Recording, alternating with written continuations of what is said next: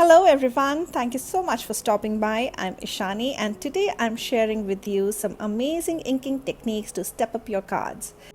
These cards are part of my assignment for Altenew's Educator certification program level 2 and hence incorporates the techniques that I have learned during my program, also giving my own twists and turns to make some beautiful cards for various occasions. I'm incorporating a masculine palette, but you can use any color and incorporate the similar techniques for your cards. Let's go ahead and start with the first card. For this card, I have taken a panel of hot pressed watercolor paper and we will use dye inks and liquid watercolors for coloring this panel. There are many a times we buy reinkers, but I think they can last a lifetime. So it is a great way to use your reinkers for watercoloring, and especially for a panel like the one we are going to make, where we need intense colors. One drop of reinker will go a long way. So for my coloring, I want to create wash of colors, and before I start, I'm going to spritz water on my panel so I can do wet wash. Be generous with water here. You want the paper glistening with moisture. Once you've wet the area, dip the brush in paint and apply lines of color within the wet area. The paint will start to blend together into one luminous wash of color. There's also a technique in watercoloring called backwashes. Like here, when I apply a wet wash of color and tilt the surface a little, the color drifts to one side of the paper. Then you can set the surface down flat, and as the water dries, it bleeds upward again and creates a backwash. You can let the paper dry on its own, or you can use the heat tool to speed up the drying process. And after the panel is dry, I'm going to add another layer of colors, and this time I'm going to put a little darker color, and as this dries, it is going to give a beautiful look of watercolor wash. And I just want an organic look actually, and even having some blooms on the paper would look good. I add dark gray color. This is another layer after my panel has dried. This is called blackberry. It is not as intense and will be perfect for adding to one side, and that will give an ombre look to my watercolor wash and like a gradient of watercolor washes. Because the colors were getting more towards green, so I add blue and let it diffuse with the greens that I already have on my watercolor paper. I'm very happy with the way the colors have come up. I'm not familiar with this technique if it has a name, but maybe it could be called marbling effect with watercolors. Any of you who already know something like this, maybe you can let us know in the comments below. I would love to know if it already has a name. And now it's time to add some artistry to our marble background. I am going to tear it in a way that I get a white edge on my watercolor cardstock, and you can just check while tearing your sheet because you may get a white edge on the wrong side of the watercoloring. After all the permutations and combinations, I tear my paper, and now I'm going to add some gold acrylic paint on the white edge and give it some shine and make it more interesting. And with that done, it's time to use this beautiful piece of art on my card. And now it also reminds me of resin art. Maybe we can call it resin art on paper. Okay, let's decide a name in the comments below. Please let me know what name would you like to give it. So next I take a top folding black colored cardstock and I'm going to add a beautiful encouraging sentiment from Craft Your Life Seasonal Blooms stamp set. This is going to be an encouragement card, and I think the whole layout will look very pretty.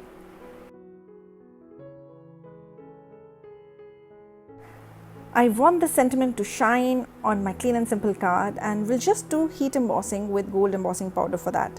The most important thing for not letting any of the stray embossing powder to stay on the paper is to use anti-static powder tool on the whole surface.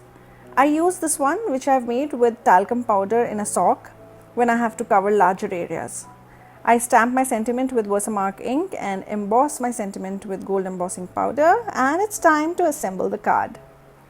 I use strong double-sided tape for the watercolor panel.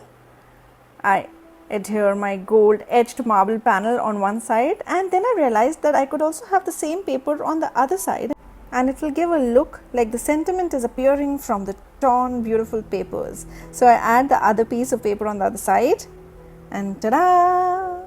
I'm in love with it. The elegance of the gold and the encouragement of the sentiment just makes me love it more. I hope you like the first card, and let's go ahead and see what we can do for the next card.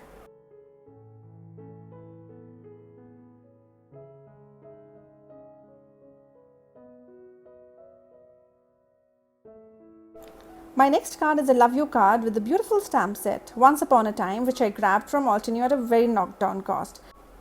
If you're interested in any of the supplies I have used, I would love if you would use my affiliate link. That means I get a small commission at no extra cost to you.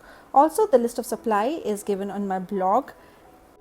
And also, if you're interested in any of the sales happening at your favorite stores, please do check my Instagram where I add some stories of all the latest sales happening. So today I skipped my gym and I have to do my arm workout. So now let's go ahead and do ink blending.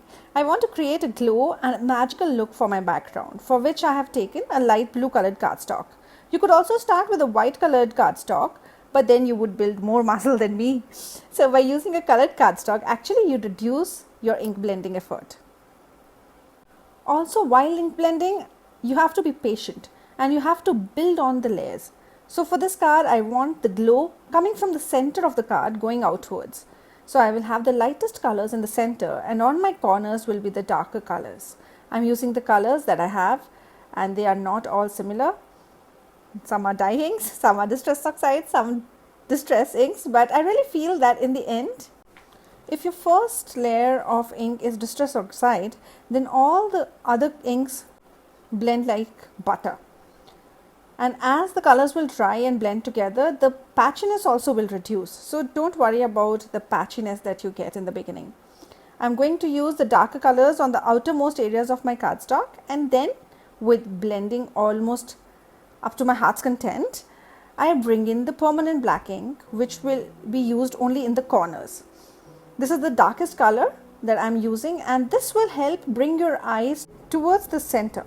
So it is a way you build up contrast on your card panel. If you have a very dark blue color, you could also use that, or a dark gray. For me, black works well for the blues, and you can use browns in case you're doing the reds. The ideal thing would be to let your ink blended panel dry through the night, but you can also speed it up by using heat tool. Because it was a video that I was doing, I wanted things to get done quickly, and it did not dry as much with the heat tool as I would have liked. But when you are going to do heat embossing on an ink blended background, do not be in a hurry. Let it dry completely, otherwise it is only going to make your embossing powder stick to the whole surface. This stamp set is ideal for building scenes, but I want to create a dream-like background, and for which I'm going to use this branch stamp, and I would run my fingers over it because it's a new stamp, and you can also condition it with conditioning erasers. And then I take my darkest blue, which I have also used in blending on the cardstock, and do a tone on tone stamping. You can also at this time use clear embossing powder and make these leaves and the branches stand out in the background.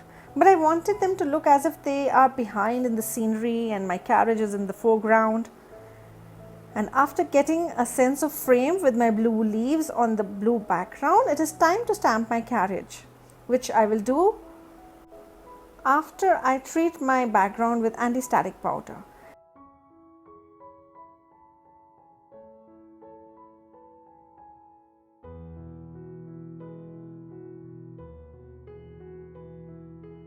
And I use gold embossing powder for the carriage. Now with the heat embossing of the image also done, let us also stamp the beautiful sentiment from the same stamp set, for which I'll use white embossing powder. And you see the mistake I did here. I had not completely dried off the stamped leaves that I had done earlier. So because I have done a mistake, I'm sure you will not repeat it while doing your heat embossing. I take a brush to brush off all the white dust of embossing powder which is on my panel, and then use the heat tool. After my sentiment is set with the heat, I also see that the sentiment is not as white as it is at other places and I bring in a white gel pen and go over my sentiments to make it look even. With the card panel almost ready, it is time to mount it on a top folding white colored card base, and then I embellish it with some dewdrops. And here we have a lovely magical dreamlike card which says, once in a while, right in the middle of an ordinary life, love gives us a fairy tale. And that is what love of card making has given me, a fairy tale.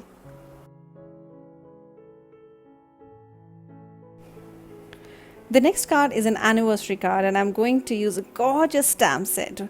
One of the first stamp sets that I got from Altenew. This is Vintage Roses, and I'm going to take a masculine color palette and make an anniversary card. You can use a stamp positioner, but layering stamps by Altenew are so easy to layer that just with an acrylic block you get perfect images. And in case you're interested to learn more, there are some free classes available called All About Layering Stamps on Altenew Academy, which you can check at altenew.com. In case you're doing multiple cards, then I think it is better to have a stamp positioner. Otherwise, with acrylic block, the layering stamps work beautifully. I've taken a white colored cardstock, and I'll be using blues that I have in my stash, some teals and browns for making this card, and it will include a little masking, especially when we have to stamp the leaves. But I'll also show you some tricks along the way if you're not in a mood of a lot of masking. Also, I'm not going to do the conventional stamp, the layers as per the family of inks. I'm going to mix and match my teals and blues for a different look, and a surprise shiny element will be seen in some time. I'm going to stamp with my first solid layer with the lightest ink, and then I'll also create a mask of the solid stamp for the flowers that I'm going to stamp. Then I take the next darker ink in the same family. I stamp my second layer, and then I apply the mask, and then go ahead and stamp some more flowers. First the solid, then I put the second layer of the same family, and for this flower I'm going to use the third layer with the dark blue azurite. So I'm changing the family of inks. I go ahead and stamp the flowers on the upper side of my cardstock, and then I also create masks for all of these flowers, cut them and apply them. And now it is time to fill up my floral designs with leaves. I use this branch of leaves for stamping and will use caramel toffee first, and then for a little variation on the tips of my leaves I'm going to add brown from the paper bag ink. You can see that we have a little darker color on the tips of the stamp, and I'm going to stamp the same leaf with the same technique around all the other flowers.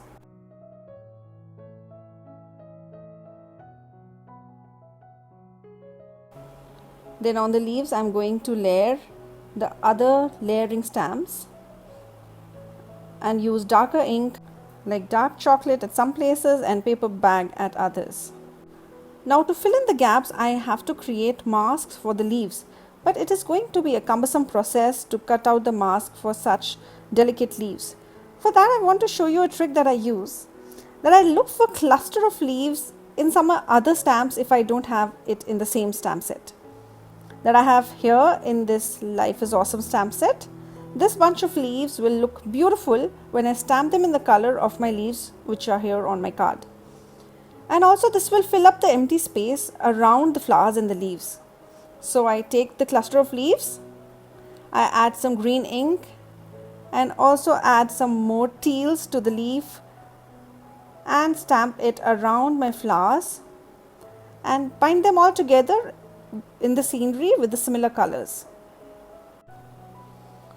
Also I can add some more leaves, some single leaves from the Vintage Roses set, and layer them again like we've done for the previous leaves. And now it is time for the reveal, and I take off all my masks and I am very happy with the beautiful color combination, and also the arrangement of flowers look good. Also I have stamped a single flower and fussy cut it, and this flower I'm going to add over this flower because I think it's not looking good, and this way you can cover up the little boo-boos that you have. But before that, let's bring on the shine. Before the embossing begins, I use anti-static powder again, and then for the fourth layer of the flowers I am stamping Versamark ink, and then will heat emboss with gold embossing powder. This shine looks beautiful, and I also notice some other boo-boo that we will cleverly cover up with another stamp. If you have noticed earlier, while doing the stamping, I had dropped the lid of the stamp on the cardstock and it created a little mark, which we will cleverly get rid of by using a frame die and cut off it at the place where there was this mark. And I love to use this mix and match dies for the frame. I use it often and it's like a staple die set for my cards. I die cut my stamped panel, and I'm also unable to decide the orientation of my card. I started it with being the flowers on the upper side of the cardstock, but I think the ones where the flowers are on the bottom looks better. What do you think? Let me know in the comments. What is your preference? And now for one tip to show your workmanship or maybe your workwomanship, I take a pencil color closest to the color of my stamped image that did not stamp properly. Maybe to the others it's not even visible, but to my eyes I see the slight gap between the flower and the leaf, which I am going to fill up with the pencil colors. To finish off the card, I stamped the sentiment in black ink and adhere my panel on foam tape over the top folding teal colored card base. And do you remember the flower that we had cut out? I mount it on foam tape, and here we have a beautiful floral card saying happy anniversary, and I'm sure if you give it to your husband, he's going to love it.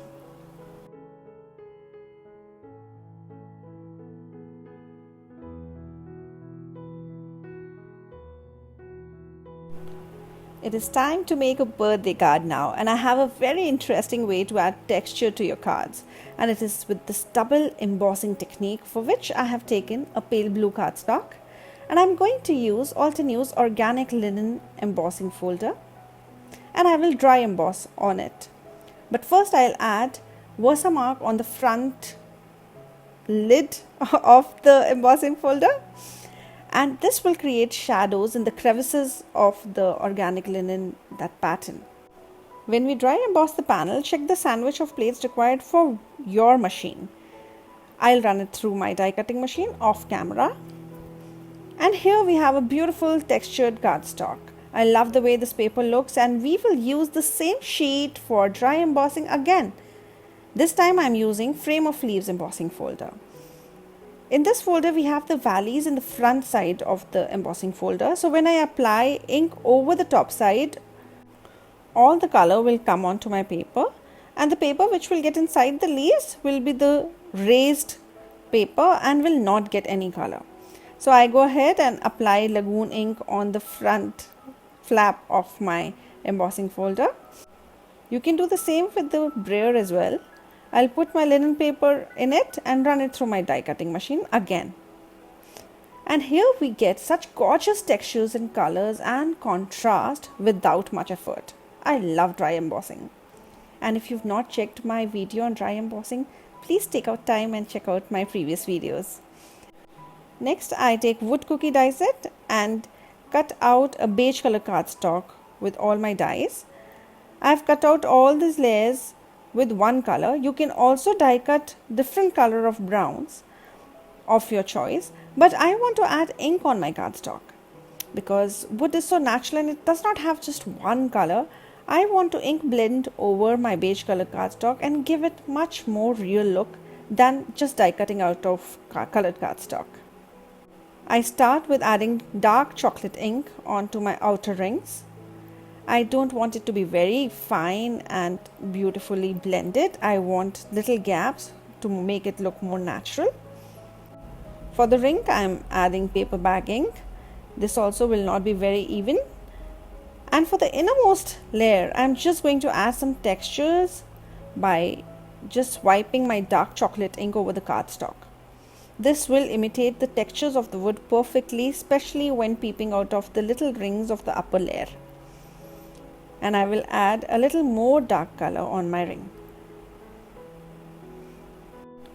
There's also a little ladybug in this die set, which of course my card is a masculine card, so it has to be a ladybug, which is also a lady gentleman bug. Imagine, even the gentleman of the ladybug is called the ladybug. Feminists rule the bug world, at least the ladybug world. Oh my god, I'm sorry. Sorry for such silly jokes. So after I have die cut the body of the ladybug with the black cardstock, the inner wing, which could be with vellum also, I have cut with gold because I need a little shine on all my cards. And then the red wings to adorn over the gold wings. I assemble my ladybug. Also, I curl up the wings a bit to add more character to the bug. And then some glittery eyes with beautiful gems. And if you're new to my channel, please consider subscribing, and also do not forget to check my Instagram and blog where I share more often, and you can get ideas to stretch your supplies and try all the techniques on your cards. So next I add black matting to my dry embossed background and then assemble my wood cookie with glue. After assembling the wood cookie, I mount it over the background with foam tape, and now I go ahead and die cut some flowers and leaves from two of my most used dies, lovely envelope die set and painted blooms die set. I take few leaves from both the sets and die cut them with blue and green cardstock. Also, I die cut some white flowers. I will add some dimension to my leaves by adding lagoon ink on all of them. And then I go ahead and assemble my card with all the leaves and little white flowers around my wooden cookie. I also am going to heat emboss on a black cardstock happy birthday with gold embossing powder. And then with the whole panel ready, I'm going to adhere it on a top folding white colored card base. And here we have a rustic birthday card, and yes, with flowers and a bug. That could be a meal. I really love the textures on this card and the way it looks, and I hope you like it too. I would definitely want to know which one was your favorite card. My husband's favorite is the love you card with the carriage. My 9-year-old son loves the birthday card. And my favorite is this altered book that I have tried for my AECP homework. Check out my blog for the details on it. This is my first big mixed media and I'm so much in love with it. Thank you so much for stopping by. I hope you like, subscribe and follow me on social media handles. And also please do consider purchasing through my affiliate links. Thank you very much for stopping by and your time and your love. Happy crafting. Bye-bye.